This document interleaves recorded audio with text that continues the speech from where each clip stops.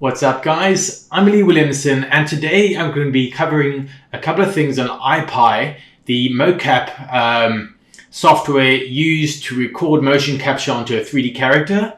Some of you may have in the past tried to use the software and come up with a couple of roadblocks, like perhaps the feet were dangling in the air and the heels were lifted really high, or one of the body parts were kind of stuck to the character.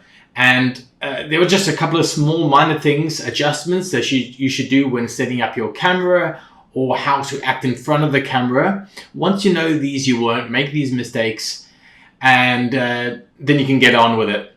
So without further ado, let's dig in. So when you're going to record with iPi soft, you're going to need a fairly big room. This is my study. For this purposes, I've shown you out on a really messy day. And what you're going to notice is, first of all, I've got a table in my way, I've got a shelf in my way, a box that should be gotten rid of, chairs, you name it, it's in the way. And the problem is that when you have to record, you have to have enough place to keep your arms out straight, do your acting. So if I'm bumping my hand into walls, it's not going to work. As also, I need to be in a T-pose, which means where you put your hands out left and right. It registers your hands and your feet. So if my hands are touching a wall or being hidden behind the shelf, it's not going to record my hands.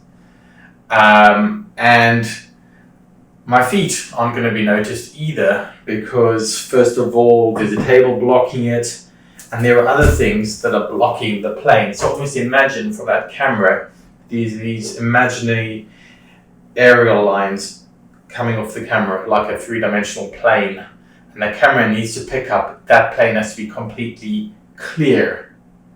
So I'm going to move this camera into my TV room and show you how it should be. There we go. Now the other thing you should bear in mind is make sure that your camera is tilted sideways. We want to make sure that we turn it up until it's got a straight plane. Okay, I think I'm happy with that. Now the next problem I have is you'll notice the TV room is an absolute mess. I'm a dad of 3 kids, so let's see if I can move some of the stuff out of the way.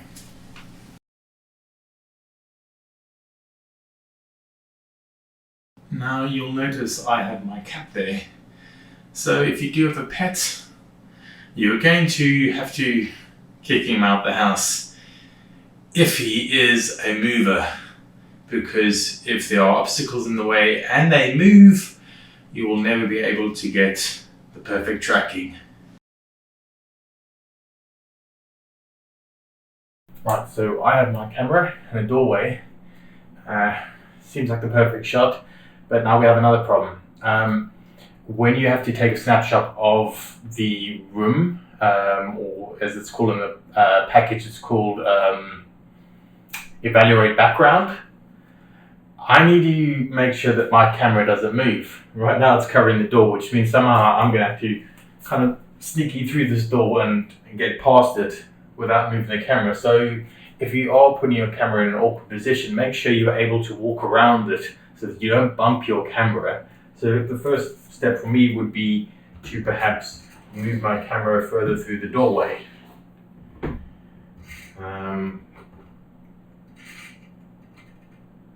Now, at least there's some open space that I can step through. The other thing you've got to bear in mind is on the package, there's also a stopwatch where you can put a timer on there for 5 to 10 seconds, which will give you enough time to get the hell out of the way of the camera so that it can take its snapshot. So bear that in mind. You want to put that timer on, get out the shot, and stay out the shot until it's fully got its snapshot. Stay even a little bit longer, that's fine. That way you've got a snapshot of the room perfectly, because your camera will not track unless it has that background evaluated correctly. So as I showed you before, I took my cat out the room. You can't evaluate a shot if a pet is moving around, if they decide to move, or if you've got kids or anything. Just see if you can try and schedule a time where it is just you recording in that environment.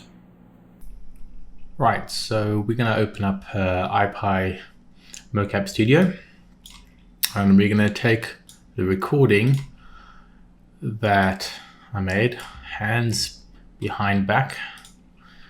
Let's just leave it with the current setting. We can go through this at a later stage.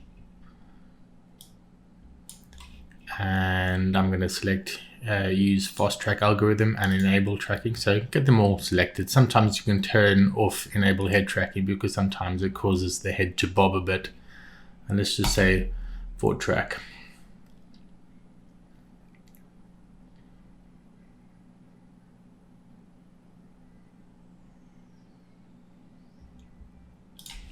And at any stage you can just drag in your character. So I've got a character here that I downloaded from Mixamo in a T-pose. So I'm just going to drop him in there. And it's going to ask me, do I want to auto generate? So I'll press on auto. And then my character is in there.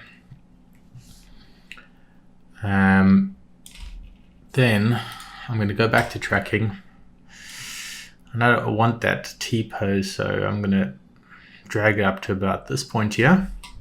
Now you can drag these down here and clip your region of interest, or actually the easier way would be to just click on these little gray tabs and see these also green tabs for your takes. And I'm just going to press boom, boom, and go to the very end just before it stops and do the same thing again. That clips to the right, clips right, and there we go. We've cropped it perfectly. And you may notice it's kind of wobbling, you know, the feet are wobbling a little bit, the hands are wobbling a bit. So what you need to do next is go to your jitter removal. And if you click on your options, so now one part of the body was jittering more than another, you could really drag that smooth up for just that part. Or you can just pretty much drag it up for all of them. So say now I dragged it to 3 or 4. And then pressed jitter removal, and it should track it again.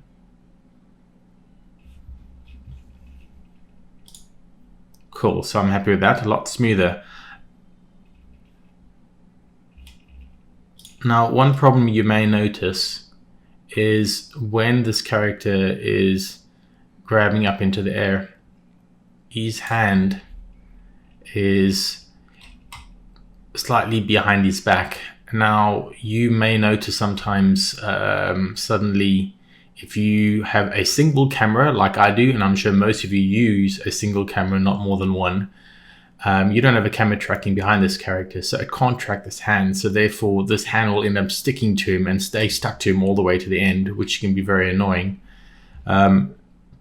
Sometimes it works, sometimes it doesn't. Oddly enough, before I recorded this video, it stuck behind him, and now all of a sudden it's working perfectly. If you have that problem and you don't want to re-record the video, go to your jitter removal and take that specific hand that was a problem and just drag that bar all the way to the top and smooth it out. And maybe it might not stick to the body, but if it does, I'm going to show you the better way to do this. So now I've re-recorded a correct version where I didn't put my other hand behind my back when I reached forward. So let's just drag this one in. I'm going to say don't save because I don't want that previous one. Let's just drag in our character again. And press auto. And look at our tracking. Check these boxes again. Auto fast track and enable head tracking. And let's say forward track.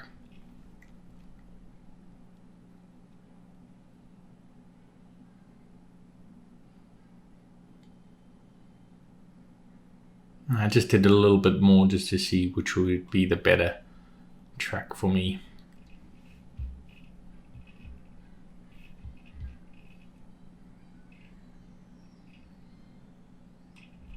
Okay, so let me scrub along, and just as the hands go down. Now I made the mistake of, I should actually go to more of a neutral pose, not really have my hands straight up, you know, because it's going straight into the action. So try and be a little bit more at rest before you dive right into your action after your T pose. This is quite a common mistake that I make, and I'm sure many of you do make. Once again, we're going to crop, and before I walk off screen, use these little, let's see, crop there again. Okay, and let's play this out. Picks, picks. So as you've noticed, what I've done is this time around when I was acting, I decided to keep my hand in front of me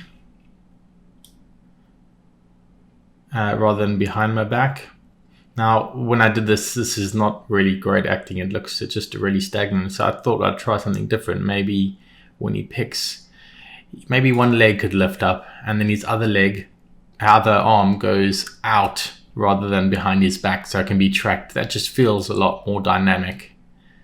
So unfortunately, one of the worst things about motion capture is if you're a really bad actor, your acting is going to look bad. So maybe do a lot of practice videos, get used to just doing something quite dynamic. So let's track there, there, and then perfectly fine. I thought it was perfect, but we're not quite there yet. So as you've noticed, the character looks like he's standing on his tippy toes. Now, the problem with this is due to the placement of the camera. If your camera is placed too high and you don't have enough floor and too much ceiling, the camera can't track the feet properly. So you want a camera that's actually closer to chest height, where you can see more floor and less ceiling. So I'm going to show you how. Now the first problem you're going to notice is because the feet are hanging like this on the ground plane, it's because the camera's too high. So when you look at your visual, you want to have lots of floor and less ceiling, if that helps. The more floor it has, the more ability it has to track. So lots of floor underneath. So if you look at my easel right now, camera stand, whatever you want to call it, bring it down nice and low as possible. And there you go. So that camera is going to be a lot lower in the shot. So really think about it. It's almost like it's going to be, I guess, just a little bit lower than chest height, I guess, rather than being head height. I hope that helps. So what we're going to see now is if I bring this camera through to the door, we have more floor and no ceiling, and that will be the perfect environment for getting more tracking. So let's just move around until we get no obstacles in the way. Right, so we've recorded the correct floor. So I'm going to drag in the correct floor. And we are going to put on use fast track algorithm and enable head tracking, and then press track forward.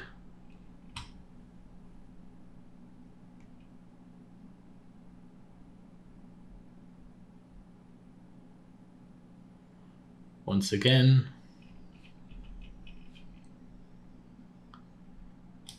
then we are going to go to just as the hands are down,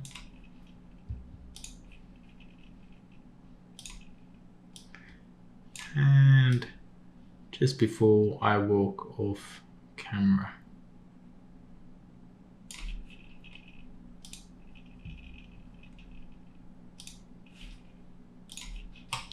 And then we're going to drop in our character.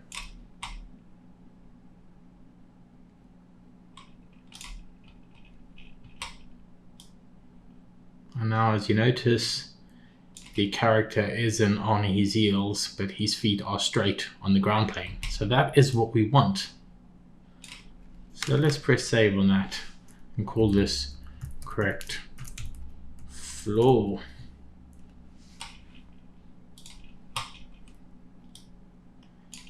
And you know, if you want to scrub this to the very beginning, you just bring the player back to the front. And we can also just go to jitter removal again. And this should just take the wobbliness of the characters. If you see their feet kind of wobbling and the body wobbling a little bit, that should be a little bit smoother.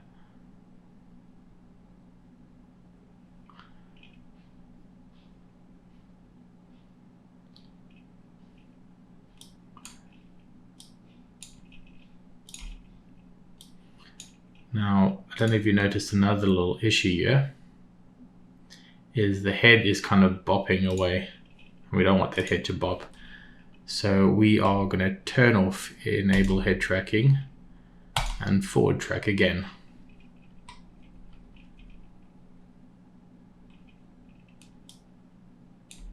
And now when he moves, his head shouldn't bop all over the place. And then we can just do jitter removal one more time, because we have tracks. So every time you do a forward track or a refine track, make sure you put jitter removal on, because it really is redoing the track again. So now his head's not bopping. That's great. So you can turn off enable head track, unless of course you want some head movement, but a lot of the time that head bobbling around, just uncheck it, or go into jitter removal and you can bring the head down and smooth it a lot, because maybe you did want some of the head movements. Now, the next thing I wanted to cover is hands.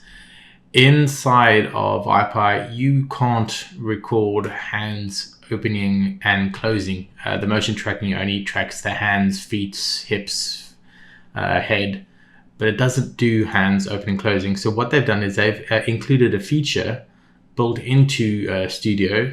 So if we say now wanted the guy to reach out and he's going to pick something up, that's his right hand, that's his left hand, sorry, and we press get to the point where we want it to be, and we press a plus, and then drop down on this little pencil icon, and we put on fist. Now we should reach out and grab. Now the thing is, you may have noticed it's kind of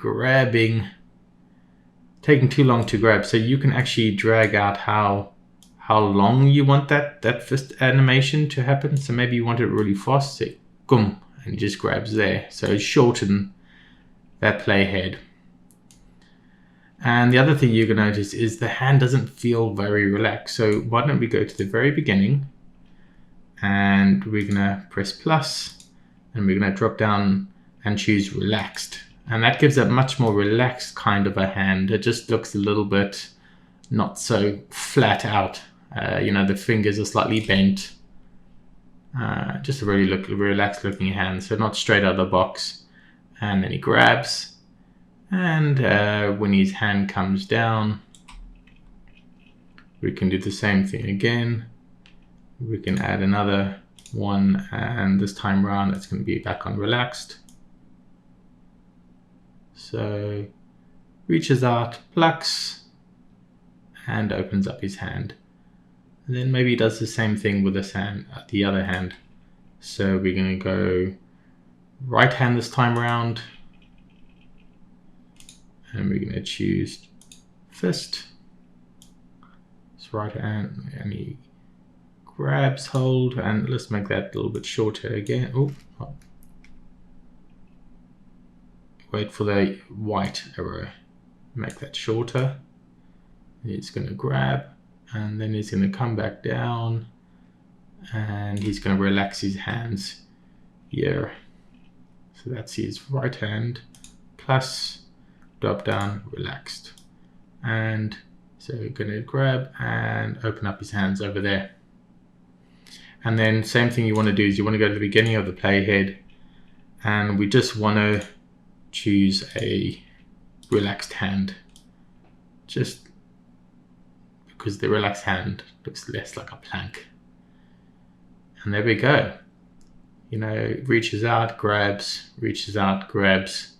And there you are able to animate the hands straight inside of iPi Studio. Very useful rather than you having to manually keyframe it inside of Cinema 4D. Right, so I hope you guys found that useful.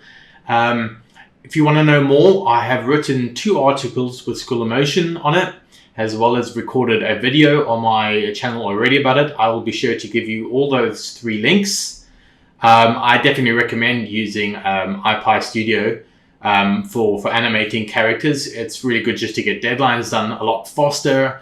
As I know there's a lot of purists out there who want everything hand keyframed, but when you can actually mix now a motion capture and hand keyframed animated in a new update of Cinema 4D, it's a really fast workflow, and I really think using motion capture in tandem with hand keyframing can come up with some really interesting results. So I definitely wouldn't put motion capture off the table. So if you liked my tutorial, I would like it if you shared, liked, and subscribe to my channel, as I always very much appreciate it. So thank you guys for tuning in and watching. Bye.